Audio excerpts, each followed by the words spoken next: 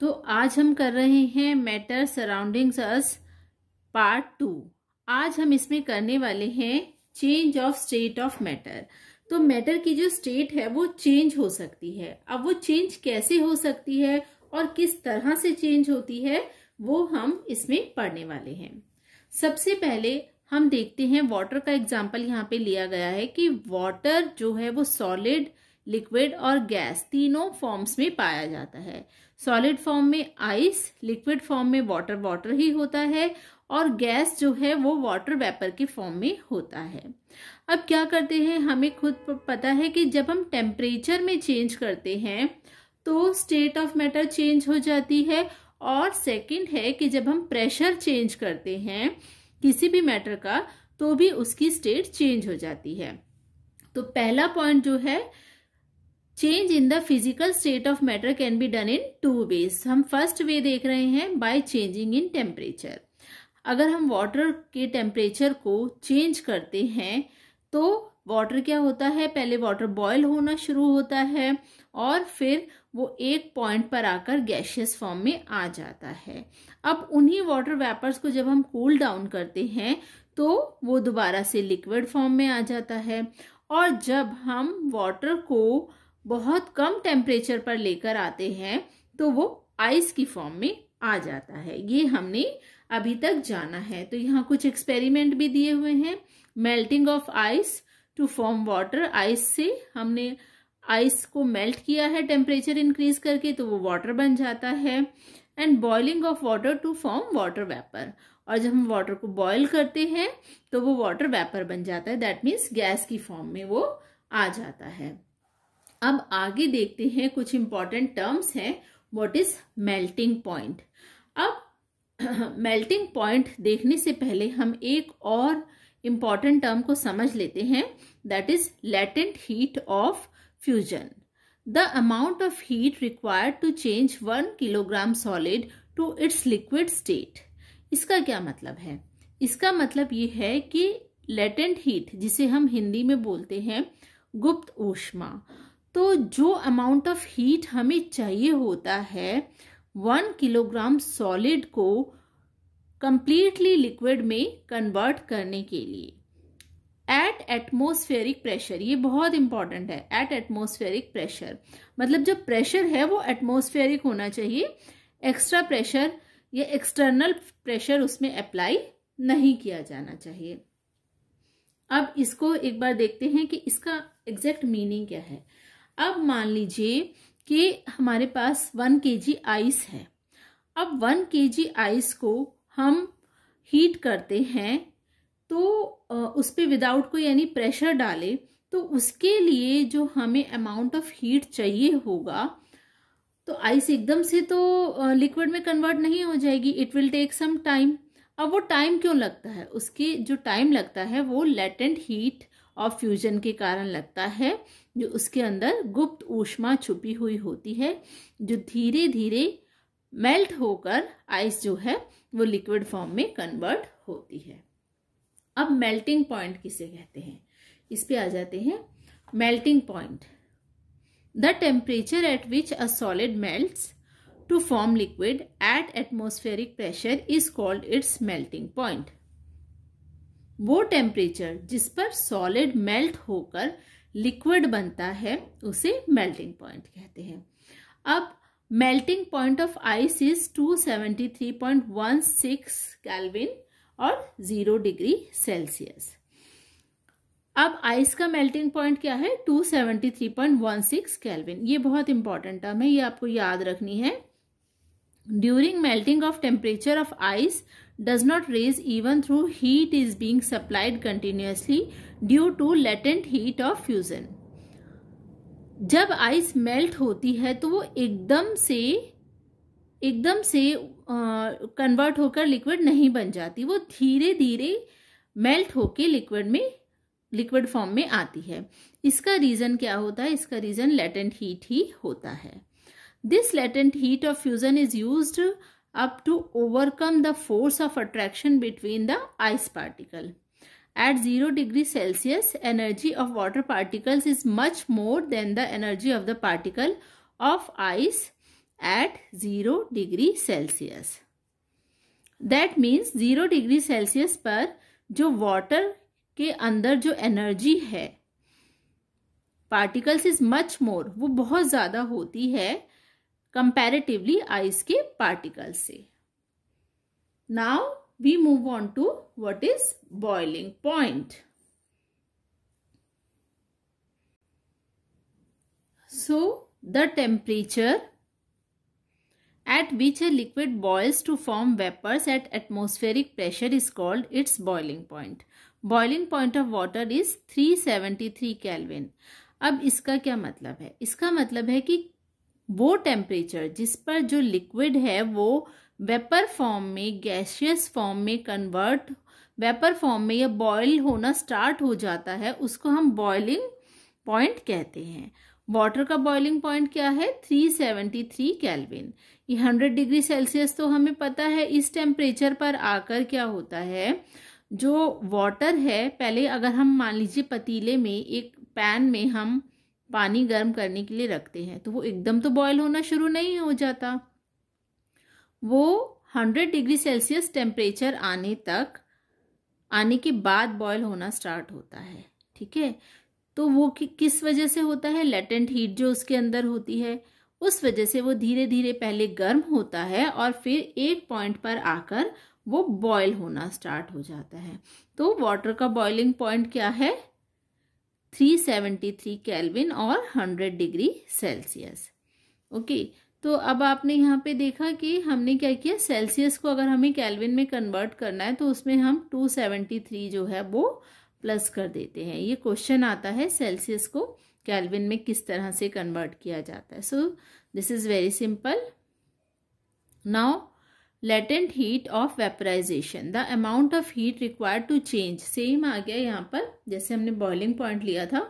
Change 1 kg liquid to its gaseous state at atmospheric pressure during boiling the temperature of water does not rise even through heat is being supplied continuously. Means अगर हम continuously heat भी दे रहे हैं तब भी एकदम से वो पॉइंट हमें नहीं मिलता। बॉइलिंग पॉइंट हमें थोड़े टाइम बाद ही मिलता है, जब किसी पॉइंट पर आकर वो लिक्विड जो है बॉयल होना स्टार्ट हो जाता है। ओके, और वो लेटेंट हीट ऑफ वेपराइजेशन के कारण होता है। आगे देखते हैं। नेक्स्ट इज, अब देखिए यहाँ पे फॉर्म्स दिखा रखी है।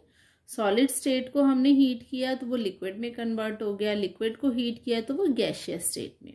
अब गैस को जब हमने कूल डाउन किया, टेम्परेचर चेंज का बता रहे हैं कि ये क्या इफेक्ट आता है। अब गैस को जब हमने कूल डाउन किया तो वो लिक्विड फॉर्म में आ गया, और लिक्विड को कूल डाउन किया तो वो सॉलिड फॉर्म में। जैसे कि वाटर वेपर्स को जब हम कूल डाउन करते हैं लिक्विड बन जाता है, वाटर बन जाता है, और जब वाटर को और कूल डाउन करते हैं that converts into solid state.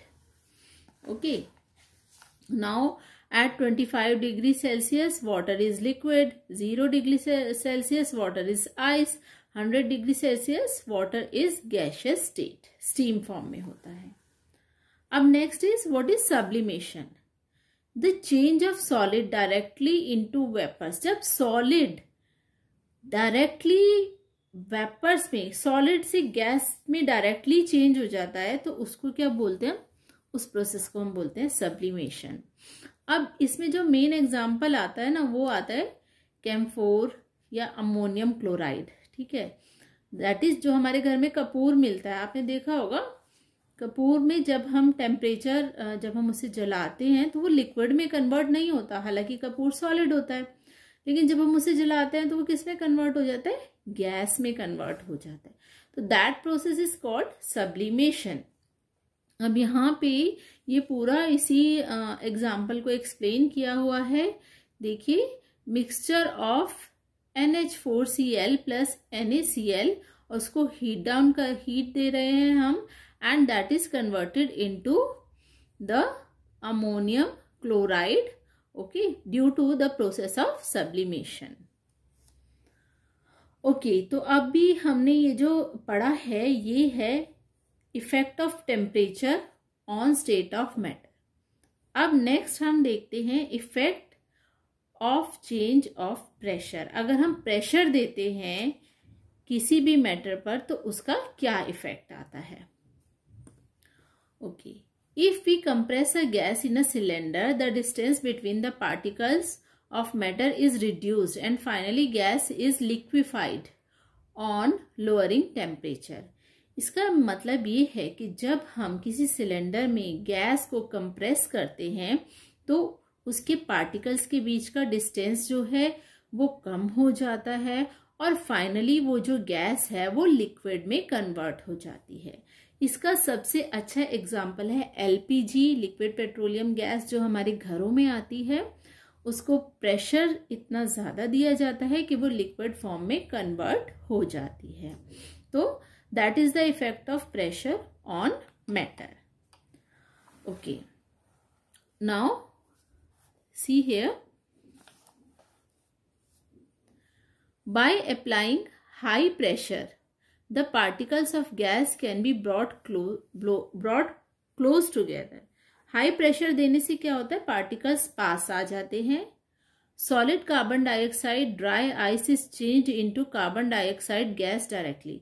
जो सॉलिड कार्बन डाइऑक्साइड जिसे हम ड्राई आइस भी कहते हैं, उसको हम कार्बन डाइऑक्साइड गैस में डायरेक्टली चेंज कर सकते हैं without changing into liquid when pressure is reduce. जब प्रेशर को कम किया जाता है, दैट मीन्स सॉलिड से जब हम प्रेशर, सॉलिड कार्बन डाइऑक्साइड से जब हम प्रेशर को कम कर लेते हैं तो वो डायरेक्टली गैसियस फॉर्म में कन्वर्ट हो जाती है। The state of matter, solid, liquid and gas are determined by temperature and pressure. उनमें जो चेंज हो सकता है वो टेम्परेचर और प्रेशर दोनों तरह से हो सकता है। अब देखिए, बहुत ही अच्छा डायग्राम है, इसको अगर आप समझ लेंगे तो बहुत इजी हो जाएगा आपके लिए।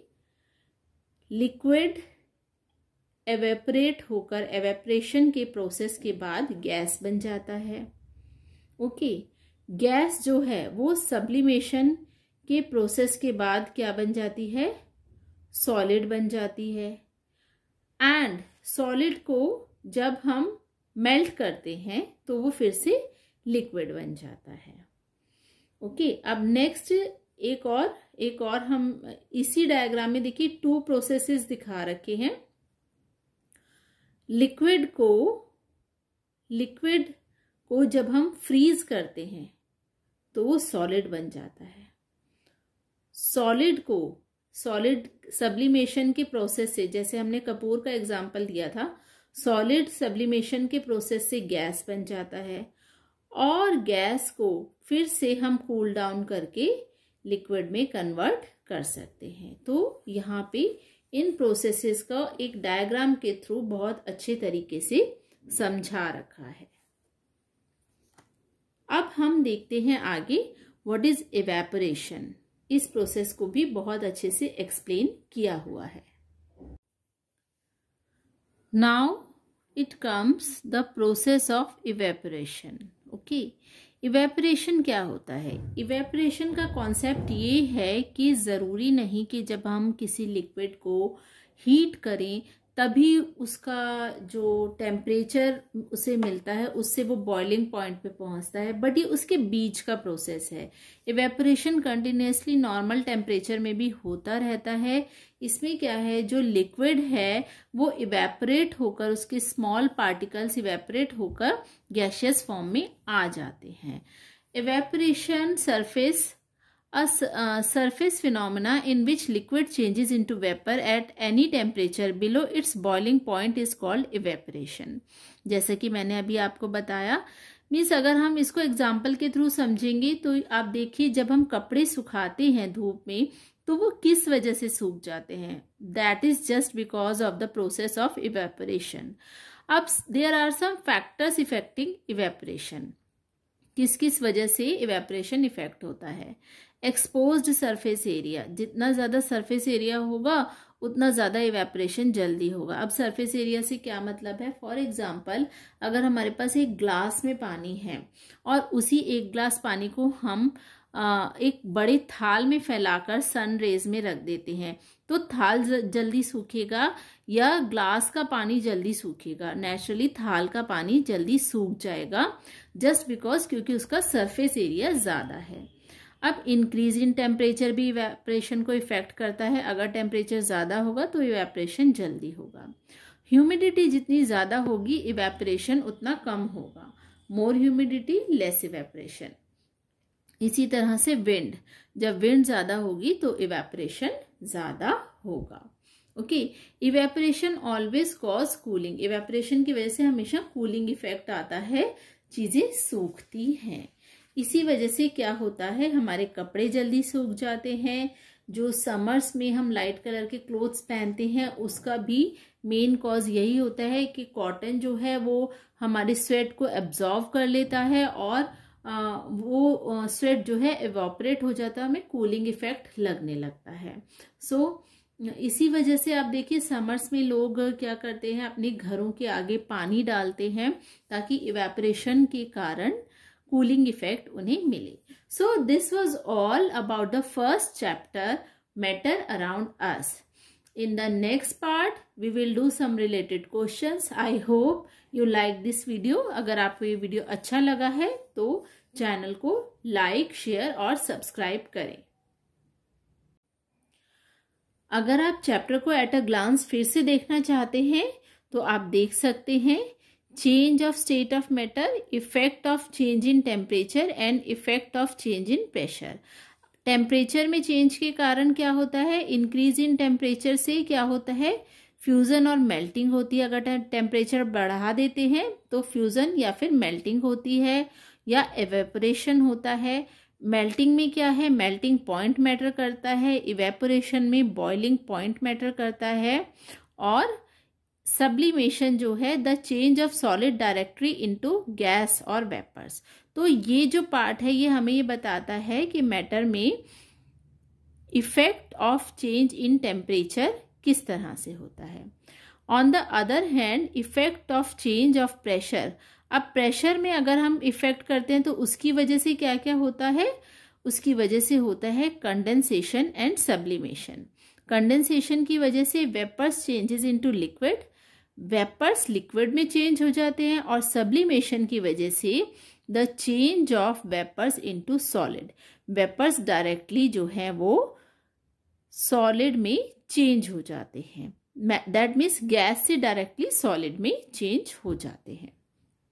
ओके, अब फैक्टर्स इफेक्टिंग इवेपोरेशन भी अभी हमने डिस्कस किए थे तो वो भी इसमें एट अ ग्लांस हमें दे दिए गए हैं। सो दिस इज वेरी गुड। अगर आप इस पूरे डायग्राम को अच्छे से एक बार देख लेते हैं तो I think this whole chapter matter in our surrounding is almost done. So thank you so much students. If you have any doubt, please write in comment box. Thank you so much.